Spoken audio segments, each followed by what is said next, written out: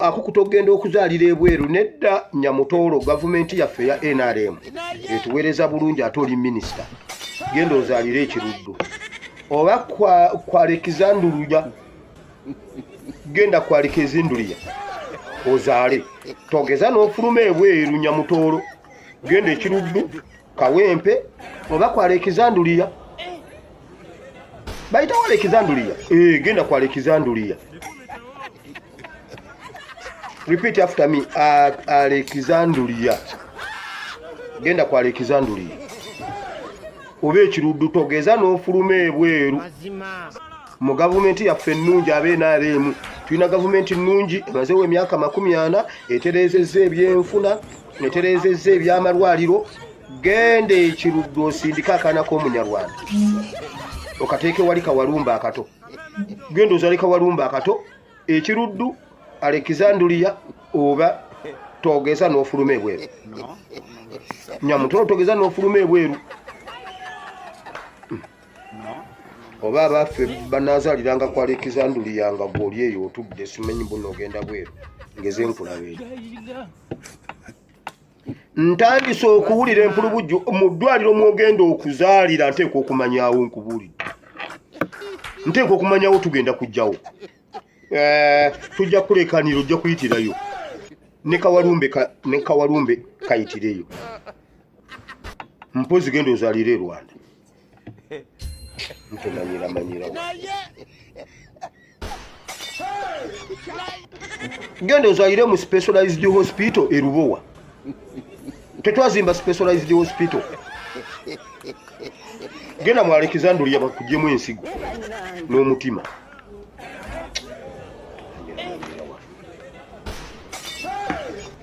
Twajja wano kutumanyira.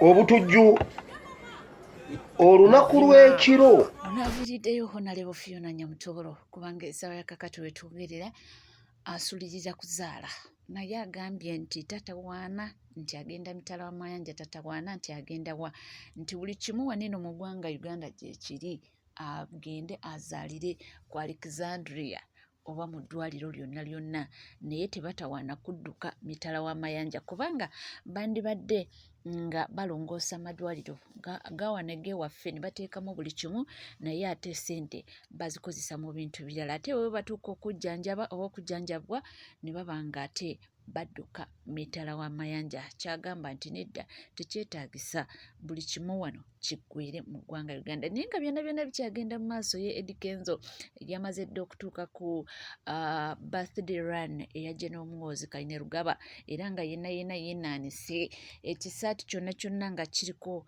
ebifaananyi bya Muhoozi.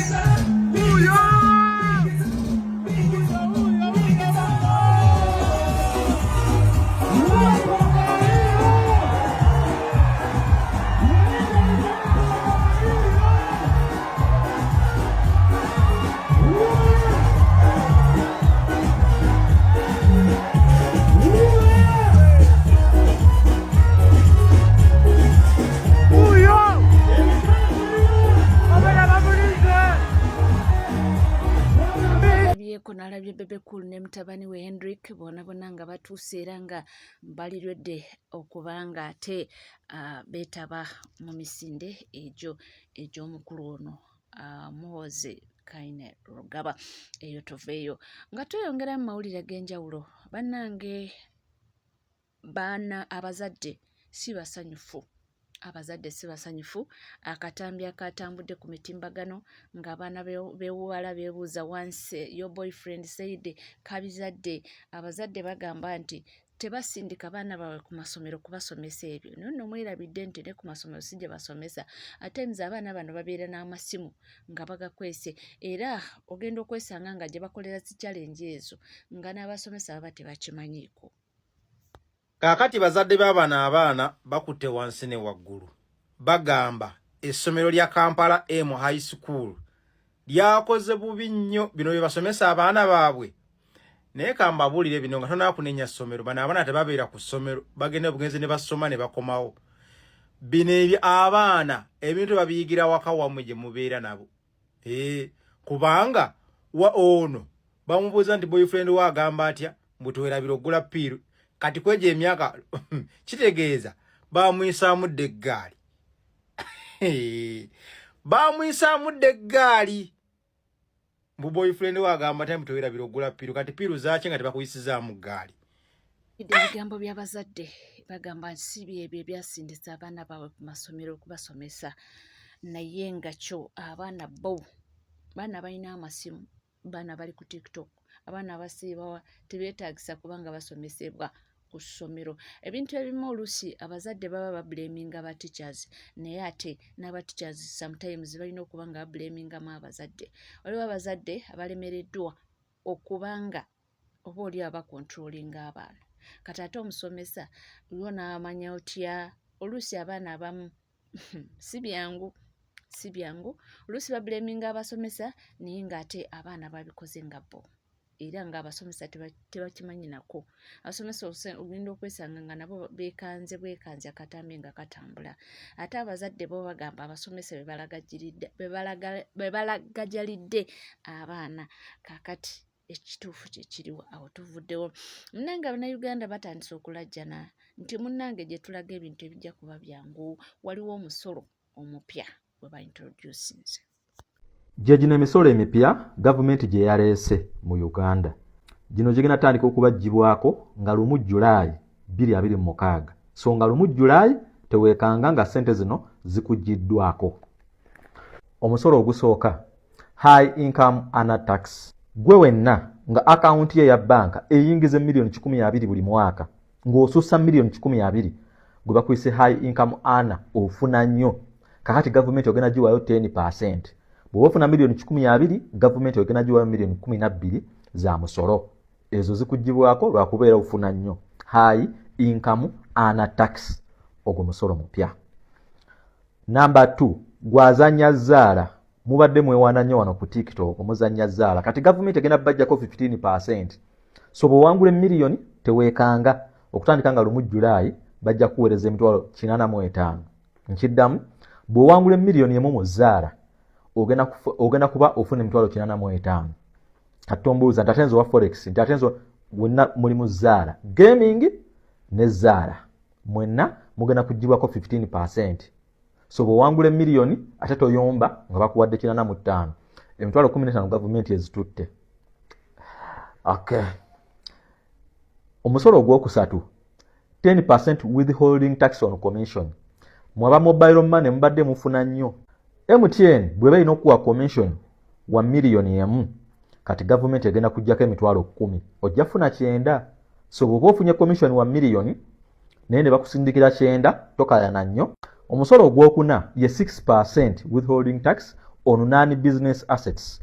Bw'oba olina ekintu kyonna ky'ogenda okugula nga tekikola mu business ng'ettaka ogenda waayo gavumenti 6%.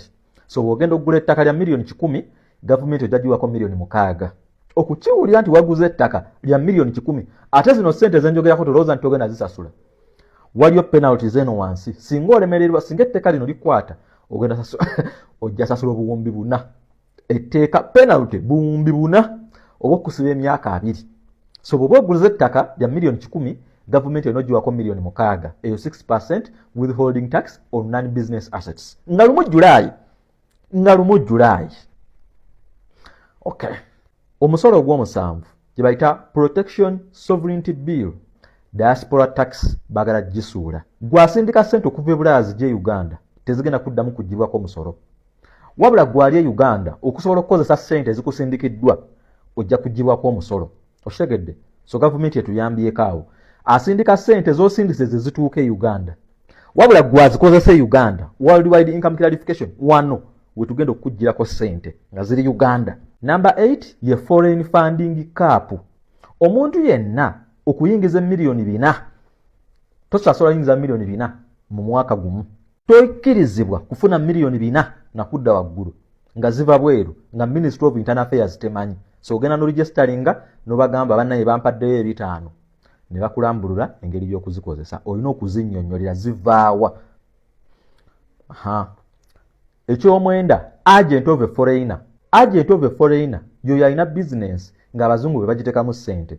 simanyi olabirira abaana mwerimbika nnyo mu kulabirira abaana kati bw'oba olabirira abaana nga ssente bazungu be baziteekaho nga ssente abazungu be bazisindika gw'oli agent of a foreigner olina okuregistaringa ku Ministry of Internal Affairs. Kati ebyo obutabikola nkugambye ogenda sasula biliyoni 4 oba okusibwa emyaka 2 kino kituuza. Okay, nkyabasomera kati waliwo no bank release to agents. Singa ogaana okuregistaringa ne Ministry of Internal Affairs, banka tekkirizibwa kuwa ssente ziva bweru, so banka erina okuzisiba. Singa ogaana okuregistaringa ne Ministry of Internal Affairs okutegeerera kubanga ssente ezo muzoonoona nga tosobola kuzinnyonnyolera. Simala ziva Canada, simala ziva Russia, olina ogenda ku Ministry of Internal Affairs n'onnyonnyola. Ekisembayo ku income tax, omuntu ayingiza emitwalo 33 buli mwezi togenda kugibwako musolo. So omusolo gutandika ku mitwalo 33 mu 15. Bw'oba oyingiza miliyoni 10 n'okusoba buli mwezi nga gwe musaala gwo gw'oli mugagga, gavumenti egenda kisoko giwe miliyoni 2.88 nga tokutte eyo. Kiteeza ku miliyoni zo 10 ogenda soko otuweeko miliyoni 2.88 osigazeeko miliyoni 7 mu mitwalo nga 18 ezo ogenda osigazaako. Kati kwezo zosigaza nazo zikyali nnyingi, gavumenti ogenda giwaako 40% ku buli sente zisukka miliyoni 10. Nabitegeera. Kati gwayingiza emitwalo 48, gavumenti ejasooka ogiweeyo emitwalo 2.6. Ezo nga tokwatayo ku percentage. So osoka sola zino soka nezikugibwako ne tuweka tubala percentage. Bino byenjogera bitandika July nga 2026. Miliyoni 10 kudda waggulu 40%. Naye ng'osoose waayo miliyoni 2.8. Vuddewo nga tweyongerayo mawulire ag'enjawulo bagamba nti ekikwekweto kyatandise dda mu Amerika okubanga baffeffeeta mbu abo bonna ababadde mu kwekalakaasa. Liko natuwulire. Ebikwekweto mu United States of America byatandise era nga bigenda mu maaso. Nakugambye nti abantu bano beekuulidde akabazzi kugulu ku kintu kye bakoze. Omanyi oyinza okukola ekintu ng'omanyi kyekigenda okukutaasa ate kyo kyennyini nga kyekikusaanyawo. Kyekino kye nabagamba, this is the funny part of these revolutions, nti muyinza okupika ekintu nti buli katuukawo nga mugamba tugende twekalakaase, naye revolution is an automatic switch, ekintu kyeteekako kyokka. Kati essaawa eno ebikwekweto bitandise okugenda mu maaso mu ggwanga erya United States of America ku bantu ababadde mu kwekalakaasa. Ndowooza ne UK nayo very soon bigenda kutandika. Kenya yo sirowooza nti anaabikola. Naye nga mu United States of America byo bitandise nga otwogerera kati chairman yakulidde okwekalakaasa mu ggwanga erya United States of America mu Washington District of Columbia, yakulidde okwekalakaasa nga ye essaawa eno ali mabega wa mitayimbo. Omwami ono bamuyita, tufunyeko erinnya lya Nduhuluye. Manya gaabwe mazibu, ekifaananyi kyekyawo mulyesomere. So omwami ono amaze okuzuulibwa nti identity ye ya Rwanda, yayingira eggwanga erya Democratic Republic of Congo nga ayitidde ku Rwanda residence oba Rwanda citizenship nga gyayingiddeko n'ayingira eggwanga erya United States of America. Gyabadde akakalabiza emirimu gye ng'omuvuzi w'emmotoka, driver, okitegera, era abaddeyo ng'abalala bangi nnyo badde mu ggwanga erya United States of America. Omwami ono yakulidde operation era yabadde omwogezi w'olunaku. Yes, yabadde omwogezi w'olunaku ng'agezaako okulaga nti Felix Tshisekedi ali mu kubatta mu ggwanga erya Democratic Republic of Congo. Naye kakati weebuuze, ono Omunyarwanda Felix Tshisekedi yabasanzeewo okukolaki? Okubatta. So omusajja ono yamaze okukwatibwa ne banne. Yes, bonna abakulidde ekikwekweto abalala bakyaliira ku nsiko, bali mu kudduka, bali mu dduka naye simanyi nti banaasobola okudduka mu nsi etali yaabwe. Ekyo kye tubagamba, muyinza okukola ekintu okwerabisa nga muyina kimu. These people don't have plan. Kyobulaba okubajjako kigenda kubeera kyangu nnyo. Just time, nakugamba go, just trust the process and time is going to teach them a lesson. Okitegera ekintu ekyo, bali mu kuliira ku nsiko era tunalabayo kwekalakaasa kulala konna kugenda mu maaso okuva ku luli okwagize era nga nakati bali mu kuyiggibwa. Kugambye ono Ndurukiye ye mukwate, Jean, yes, Ndurukiye mukwate, okitegera. Naye nga ebyakazuulwawo ku identity ye ti ono omusajja wa ggwanga wa munansi oba ggwanga lya Rwanda, Munyarwanda super awedde emirimu. Kakati olunaku olwaliro tumulaba mu bifaananyi ebyenjawulo nga yakulembedde okwekalakaasa okuliwo against the Democratic Republic of Congo government. Okitegera nti eri mu kutta Abanyamulenge beesanga emulenge ng'ekola ki ng'eri mbatta. Naye ng'ate ebipapula bye yayingira ku kyekino najja ne kugamba Munnayuganda nti abantu bano balina ekizibu kimu. They don't have advisors. They want to advise their advisors. Yes, in the actual sense. Bana abantu balina kye bamanyi ku policies. Tebalina kye bamanyi ku policies. Tebalina. Musigera kati bo bakola ki bali mu kintu kye bayita panic mode bali mu panic mode kati panic gye balina ye baleetedde bino kati just imagine ono gwe bataddeyo kwekalakaasa ebipapula byayingiriako bipapula bya Rwanda kakati omunyarwanda wekalakaasa otya ku nsonga za Congo bongera okuprovinga nti ebbanga lyonna bebabadde ba destabilizing Democratic Republic of Congo mugenda kweyambula nkiddamu mugenda kweyambula lo panic mode nakugambye nti akaseera kabwe katuuse to leave power just watch that space nakugamba go just kwekuumira wano ku Shama Fat D3 Media your only revolutionary channel nkiddamu eno revolutionary channel whereby we don't tolerate politics wane waffe tetwagala kumanya na politics so kitegeera ekintu ekyo eno ye only revolution channel gendo kuwa civics yennyini goyina okumanya ku policies zina ate agenda kuwa reality kubanga nakugamba ki tife tukozesa the 3 is that is why we never go wrong nase nembagama mu videos nyingi nembagama nti bana batinkude ekintu ekyo kyokwekalakaasa bagenda kubanga bagombebwamu wala era katwe twogerya panic mode n'obunkenke butabuse mu ggwanga erya United States of America ngabo nabona abadde mu kwekalakaasa bali mu kuyiggibwa then balyoke babitebye kiddamu babitebye kubanga kyamaze okuzolibwa nti abantu abasinga ku bo nga we kuline committee yabadde ekulide okwekalakaasa oko against Tshisekedi and Ndashimye government bano banansi begwanga erya Rwanda esongeddwamu olunwe lwamaanyi nnyo okuva ebintu bino byatandika nga okudestabilizinga eggwanga erya Democratic Republic of Congo Rwanda ne badde etunuzidwamu ko so mukama waabwe okukola ekintu ky'okusayininga ku Washington Accord it was an approval okukakasa nti nabadde ki abadde part mu M23 actions zibadde zikola eggwanga erya Democratic Republic of Congo n'okutta banansi ba Congo okwekalakaasa kuno kwongedde okuba exposing kiki kye bali kubanga kugambye abasinga okwekalakaasa awo si banyamulenge babadde batuusa bayingira eggwanga erya America nga bayina ebiwandiiko bya Rwanda wabula n'abamu abakongo bennyini abagamba nti banyamulenge identity yabwe eri bagizuula nti si bannansi ba Democratic Republic of Congo so kakati essaawa eno yagenda kubitebya ne banne bonna era nga bakugamba nti it was a funded protest nkiddamu eyo protest yabadde eri funded by Paul Kagame ye yagifundinze no owa Uganda Yoweri Kaguta Museveni basamposalinze protest ye yabaddeyo era nga ni muntu gwe mwandabyawo ku kkubo yawadde awereddwa wakati w'emitwalo 5 n'emitwalo 25 egyagenze ku committees ezasobodde okutegeka protest eyo egezeeko okufaanana nti bano abantu bangi nnyo mu nsi naye nga ekituufu kiri nti they were sponsored babadde bawereddwa sente ze mujjukirako n'okwekalakaasa ndowooza okwali e Canada bano we baagula abanigeria abakameruni abakini babagamba amujje ku nguudo mutandika okukola ki mutandika okwekalakaasa bo always beba batufuza emyaka gyonna bwe batyo they are not smart at any time tebabeerangako smart okitegere ekintu ekyo kubanga tosobola kukola kintu bwe kityo nga gwe nga ddala n'okwata ssente y'omuyi w'omusolo kati tuba nti babadde wakati w'emitwalo 5 n'emitwalo 25 abantu abadde ku nguudo babadde ba ssente meka oyinza okutunulawo nti over $3 million zagudde naye nga tebasobola kuzizza mu nsi zino kukola infrastructures kutereza bya bulamu na kutereza mbeera y'abantu bebakulembera babula ye agezaako nnyo asobola oziteekamu okulaba ng'asigaza obuyinza naye nabagambye nti kati kulina ekiseera walayi mwerimba nkiddamu mwerimba ate eri kintu kye mugenda kukola kibeere successful oba mwagala okakasaako nga mwakanya byenjogera protest yiyo ewedde nga wenna gibagambye nti bagenda kubakwata kakati bwe twogerera abanyamulenge abeeyita abanyamulenge naye nga si banyamulenge nga identity gye balina mu United States of America ya Rwanda bali mukulira ku nsiko era bagenda kukwatibwa nga home security yegamba nti bano babadde bannansi ba Rwanda wabula bagezezzaako okutyobola ekitiibwa ekyensi endala kubanga fulaga ze bakutte ezo zabadde za Democratic Republic of Congo n'endala zabadde za Burundi kitegeeza nti no it was a stage and managed protest yabadde eyo cooked up protest yabadde bakoze nga eno yabadde sponsored by Paul Kagame ne munne okigere ekintu ekyogezaako okusiga Felix Tshisekedi ekifaananyi ekiri mu international community nga balwanira identity etali yaabwe lwaki mulwanira ebintu ebitali byammwe nze ekintu kino kinebuza Rwanda yabakola ki why did you hate your country that so much lwaki ensi yammwe temujagala these people they hate their country that much okitegera nze siraba nga fenna bannayuganda bali ebweru tulwana nnyo okulaba nga tudde ewaffe okulaba nga tutereeza ensi yaffe mu mirembe okitegera ekyuka emirembe tubeere waffe because tugamba tukoye okubeera kukyeri naye bano ate bo balwana kusigala mu nsi zitaliza bwenze ekyo kintu kye neebuuza bano abantu babakuza nga babagamba nti ensi yammwe mbi ensi yammwe tolina kubeerayo kiki nze noonyereza ddala abantu bano ekizibu kye balina nga sikitegeera kubanga baba nti bali ku kintu kya occupation kyo tekyasobola kukola nkiddamu occupation niyo tekyasobola kukola teri gye mugenda ku occupyinga not even Uganda not even Democratic Republic of Congo not even not even South Sudan